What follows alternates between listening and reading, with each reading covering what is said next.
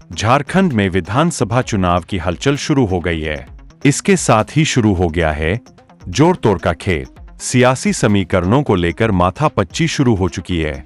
इसी बीच AIMIM party के supremo Asaduddin Owaisi की घोषणा ने सबकी नींद उड़ा दी है।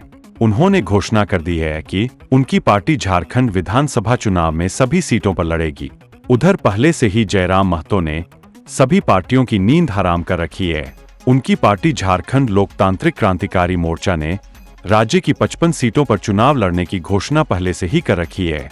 अभी तक NDA और इंडी के नेता ही आपस में एक दूसरे को मात देने के लिए लड़ भिड़ रहे थे। इस सियासी खेल को रोचक बनाने के लिए अब असदुद्दीन ओवैसी और जयराम महतो मैदान में कूद पड़े हैं। AIMIM के प्रदेश अध्यक्ष ने घोषणा की है कि झारखंड विधानसभा की सभी सीटों पर उनकी पार्टी के कैंडिडेट इस बार ताल ठोंकेंगे।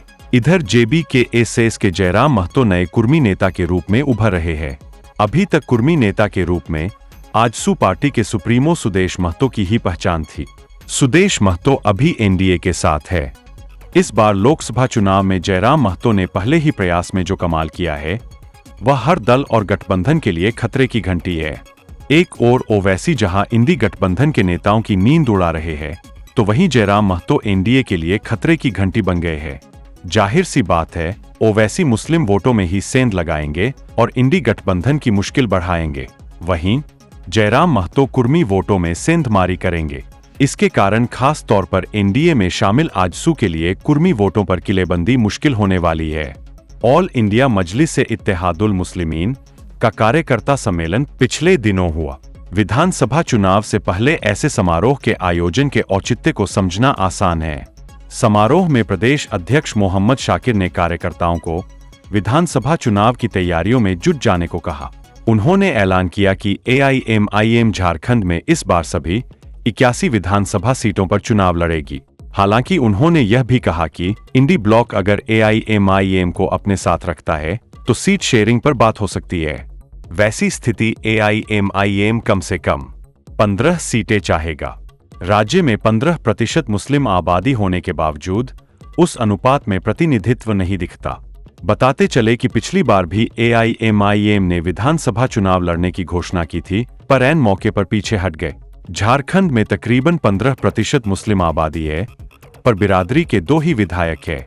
संताल परगना में तो मुस्लिम वोटर निर्णायक ही माने जाते हैं। अगर सच में ओवैसी झारखंड में अपने उम्मीदवार उतारते हैं तो यह इंडिया ब्लॉक के लिए मुश्किल की स्थिति होगी। OBC के कुर्मी समुदाय से आने वाले जयराम महतो के नेतृत्व वाला झारखंड लोकतांत्रिक मोर्चा ने भी विधानसभा चुनाव लड़ने का ऐलान कर दिया है।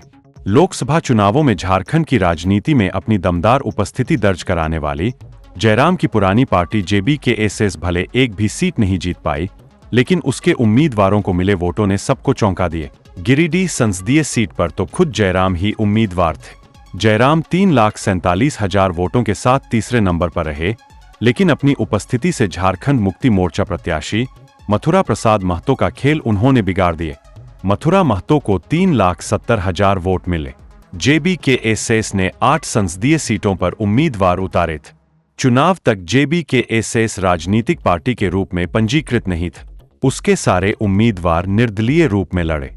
गिरिडीह, रांची, हजारीबाग, कोदरमा, सिंहभूम, धनबाद, दुमका और चतरा सीटों पर JBKSS ने अपनी उपस्थिति दर्ज करा। अब राजनीतिक पार्टी के रूप में रजिस्टर्ड हो चुकी JBKSS को नया नाम JLKM यानी झारखंड लोकतांत्रिक मोर्चा की योजना उन सीटों पर उम्मीदवार उतारने की है जहां उसके उम्मीदवारों को लोकसभा चुनाव में अच्छी बढ़त मिली थी। रांची में JBKSS के नेता देवेंद्र नाथ महतो को पहली बार में ही 1,32,000 वोट मिले। कुर्मी बहुल विधानसभा क्षेत्र सिल्ली में देवेंद्र दूसरे नंबर पर रहे। सिल्ली से आजसू प्रमुख सुदेश महतो अभी विधायक है। वे भी कुर्मी जाति से ही आते हैं।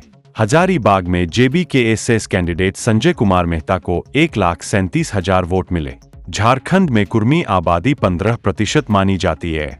लोकसभा चुनाव में JBKSS का जैसा परफॉर्मेंस रहा, उससे एक बात साफ हो गई है कि झारखंड में अब सुदेश महतो ही एकमात्र कुर्मी समाज के नेता नहीं रहे। जयराम महतो की पार्टी अगर विधानसभा चुनाव में उतरती है तो लगभग 30-35 सीटों पर वह असरदार साबित होगी।